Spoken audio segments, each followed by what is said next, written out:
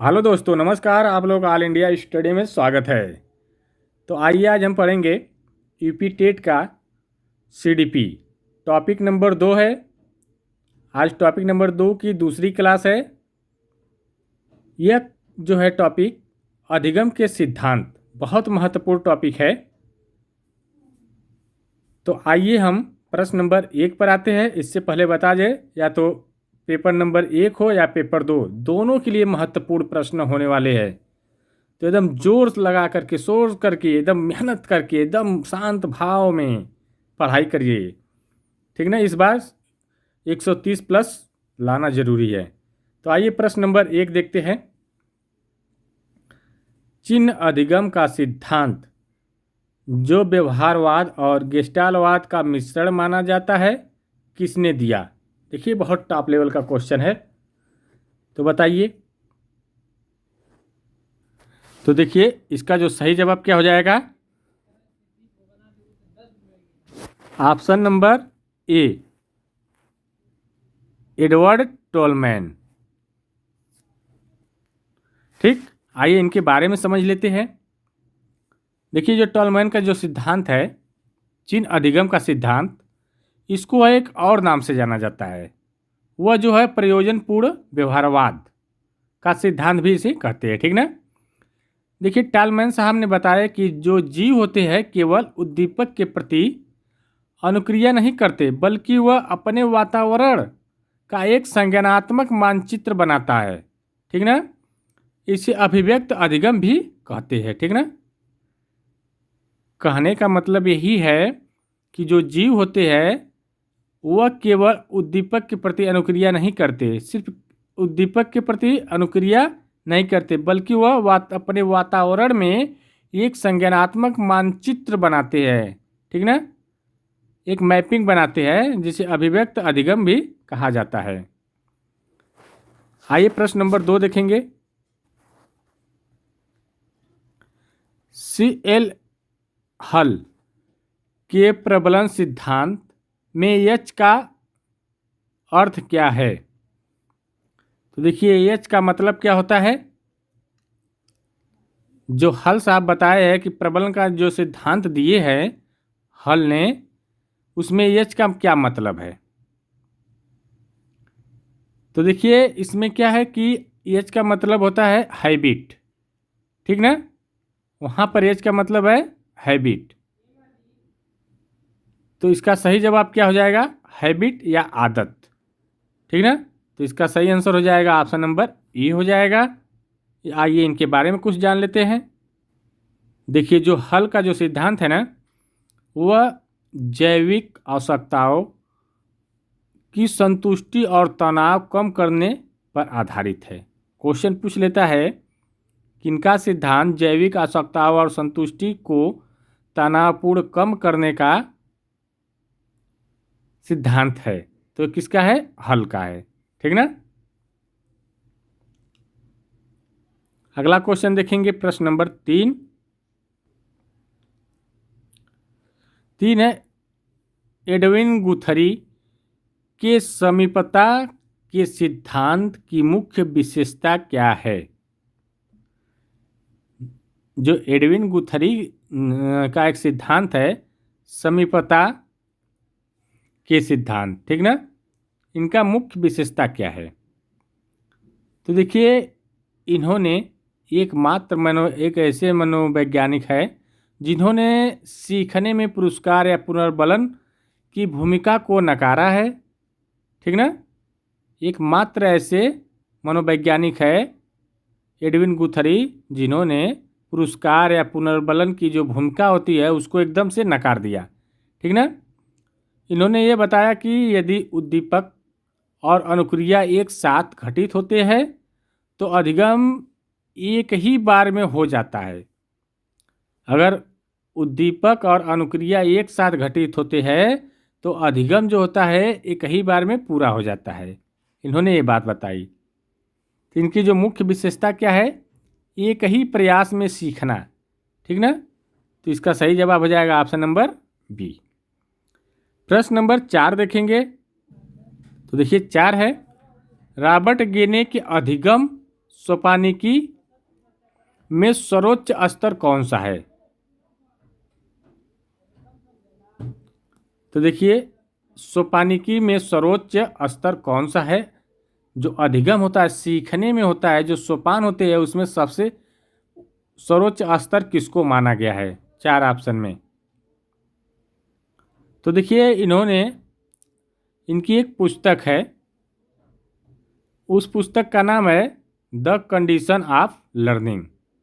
इन्होंने एक पुस्तक लिखी है, उनका नाम है द कंडीशन ऑफ लर्निंग। पूछ देता है क्वेश्चन में, द कंडीशन ऑफ लर्निंग किसकी पुस्तक है?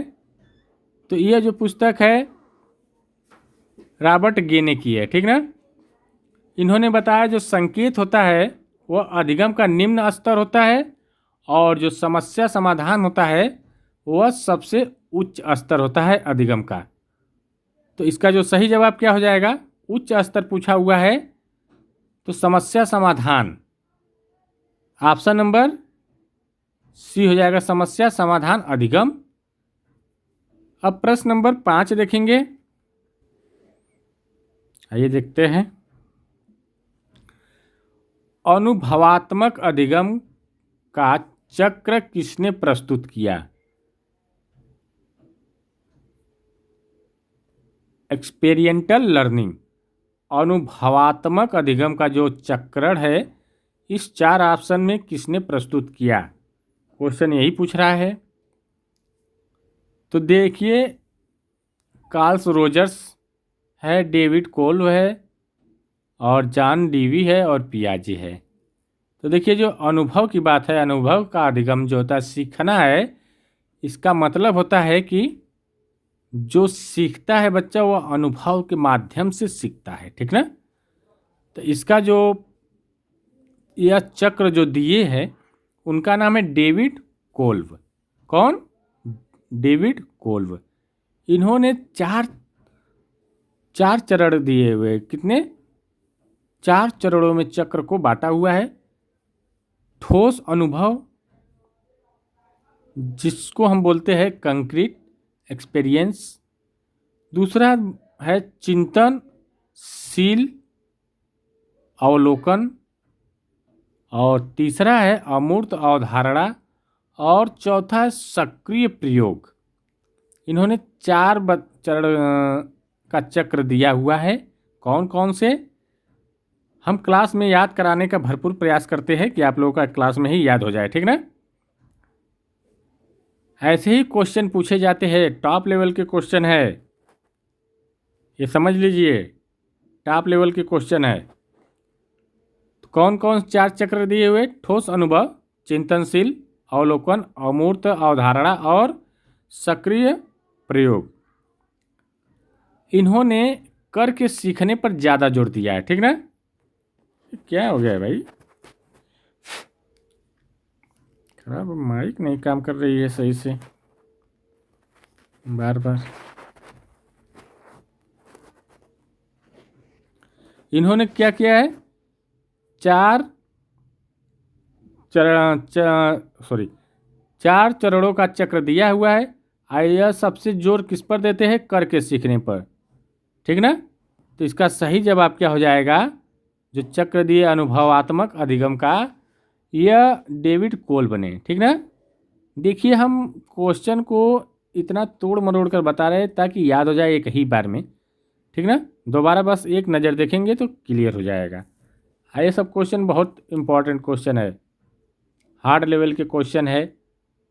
अगर हार्ड लेवल का क्वेश्चन आ जाता है, सरल तो सभी लोग कर ले जाएंगे, हार्ड नहीं कर पाते तो वही फंस जाता है, ठीक ना। प्रश्न नंबर 6 देखेंगे। 6 देखिए गायब हो गया है। प्रश्न नंबर 7 देखते हैं, यहाँ पर तो कुछ है ही नहीं, ABCD बस ऑप्शन डाल के छोड़ दिया है।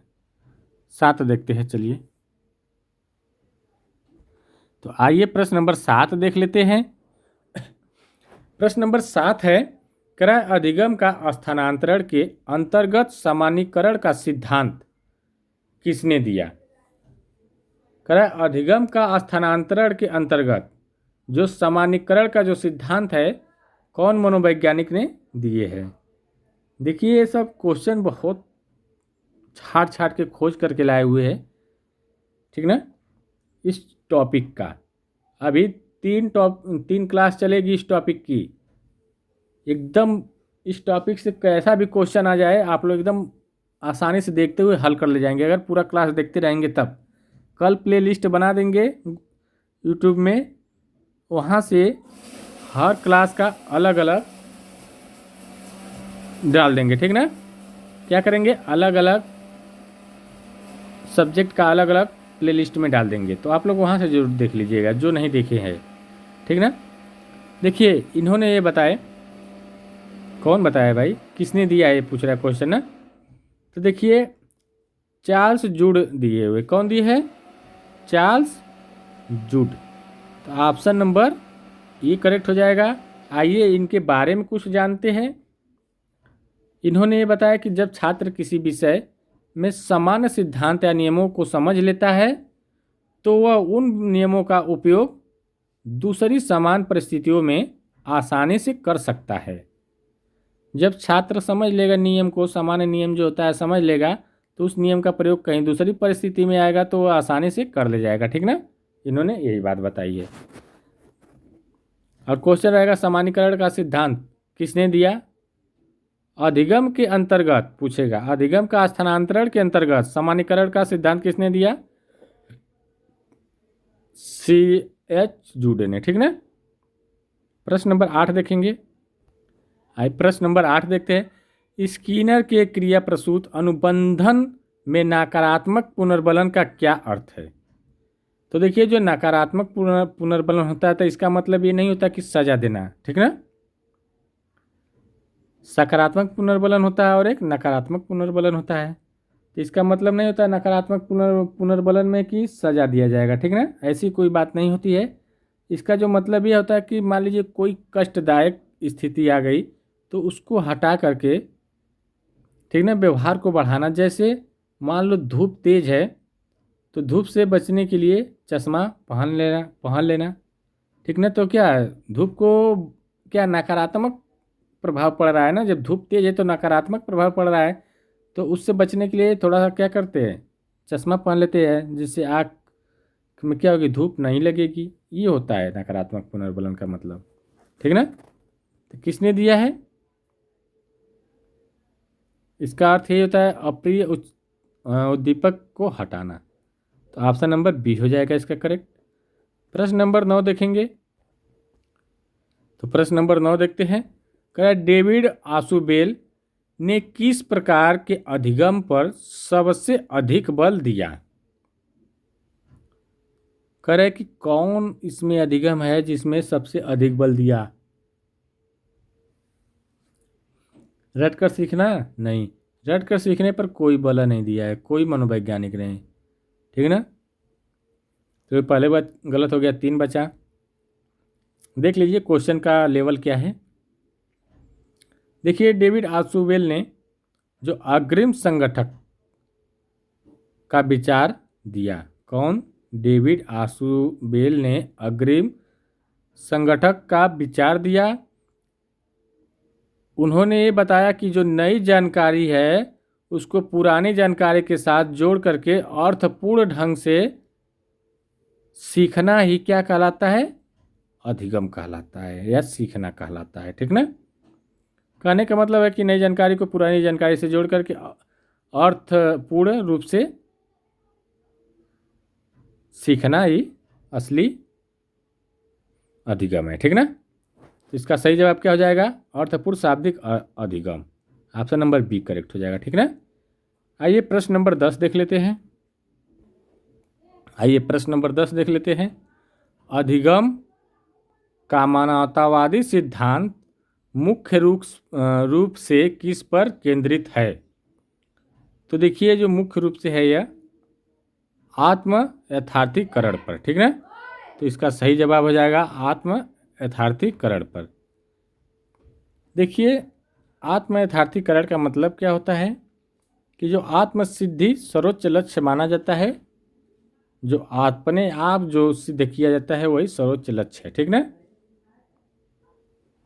यह बात कौन बताए हुए हैं, अब्राहम मैस्लो और कार्ल रोजर ने। इसके जो मुख्य प्रेरणादायक हैं अब्राहम मैस्लो और कार्ल रोजर्स है, जिन्होंने बताया कि आत्मसिद्धि सर्वोच्च लक्ष्य है। ठीक ना, आत्म यथार्थीकरण। अगला क्वेश्चन देखेंगे, प्रश्न नंबर 11। प्रश्न नंबर 11 देखेंगे, थॉर्नडाइक के प्रभाव के नियम का संशोधित रूप क्या कहलाता है। थॉर्नडाइक ने प्रभाव के नियम में कुछ संशोधन किया। पहले क्या था कि पहले जो था, संशोधन से पहले उन्होंने जो नियम था वो यह नियम था कि यदि किसी कार्य का परिणाम सुखद होता है तो वह व्यक्ति उसे सीखता है। बाद में थॉर्नडाइक साहब ने इस पर कार्य किया और सुधार किया। फिर बाद में बताया कि केवल पुरस्कार सीखने को मजबूत करता है। ठीक ना, सज़ा जो है सीखने को कमज़ोर भी नहीं करती है।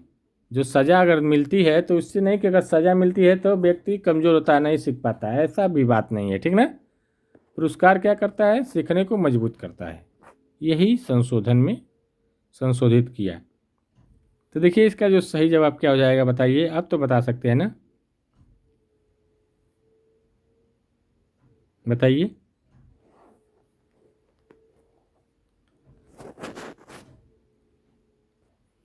तो देखिए जो है संतोष और असंतोष का नियम।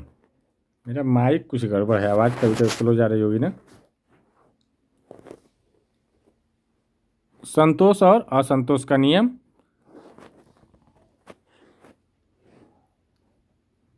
तो ऑप्शन नंबर बी करेक्ट हो जाएगा। क्या हाँ भाग रहे हो भाई, ठीक ना। आइए प्रश्न नंबर 12 देखेंगे। प्रश्न नंबर 12 है, आजा, सामाजिक संज्ञानात्मक सिद्धांत में स्वप्रभावकारिता का संप्रत्यय किसने दिया। स्वप्रभावकारिता का संप्रत्यय किसने दिया। तो देखिए यह दिए है अल्बर्ट बंडूरा साहब ने। ठीक ना, अल्बर्ट बंडूरा साहब ने बताए कि व्यक्ति का स्वयं की क्षमताओं पर विश्वास कि वह किसी कार्य को सफलतापूर्वक कर सकता है वही सेल्फ एफिशिएंसी कहलाता है। यह सीखने की गति को प्रभावित करता है। ठीक ना, व्यक्ति मतलब विश्वास होना चाहिए कि वह कोई कार्य को कर सकता है, कहने का मुख्य उद्देश्य यही है। आइए प्रश्न नंबर 13 देखेंगे। आइए प्रश्न नंबर 13 देखते हैं। डिस्कवरी लर्निंग या अन्वेषण अधिगम का अवधारणा किसने दी। तो देखिए यह जो दिए है डिस्कवरी लर्निंग या अन्वेषण अधिगम का अवधारणा, यह जेरोम ब्रूनर ने दिए है। ठीक ना, इसका सही जवाब हो जाएगा जेरोम ब्रूनर ने। इन्होंने 3 स्तर बताए, सीखने के 3 स्तर बताए।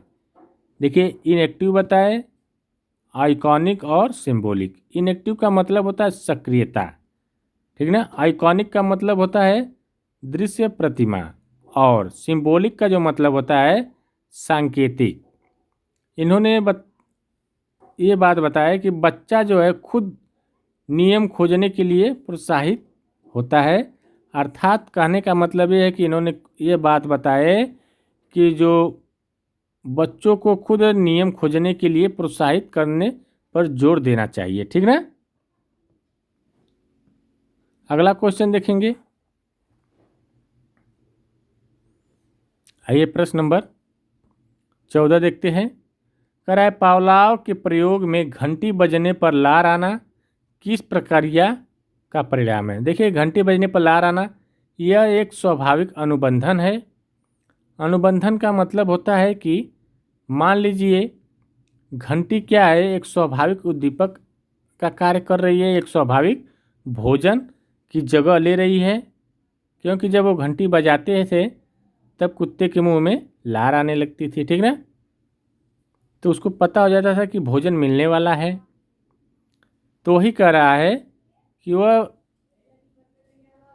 क्या कहेंगे इसको, तो यही हो जाएगा अनुबंधित अनुक्रिया, जिसको हम CR कहते हैं। ठीक ना।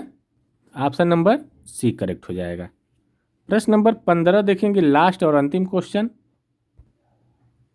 वाइगोस्की के अनुसार बच्चा वास्तविक विकास स्तर और संभावित विकास स्तर के बीच अंतर को क्या कहते हैं? तो देखिए, वास्तविक विकास स्तर और संभावित विकास स्तर के बीच का जो अंतर होता है उसे हम जेडपीडी कहते हैं। क्या कहते हैं? सम्मिश्र विकास का क्षेत्र। तो ऑप्शन नंबर बी, जेडपीडी का सिद्धांत किसने दिया है? वाइगोस्की ने दिया है। ठीक ना। देखिए, वीडियो अच्छी लगी हो तो चैनल को लाइक शेयर सब्सक्राइब ठोक करके जाइए। अब मिलते हैं अगले वीडियो में, तब तक के लिए नमस्कार।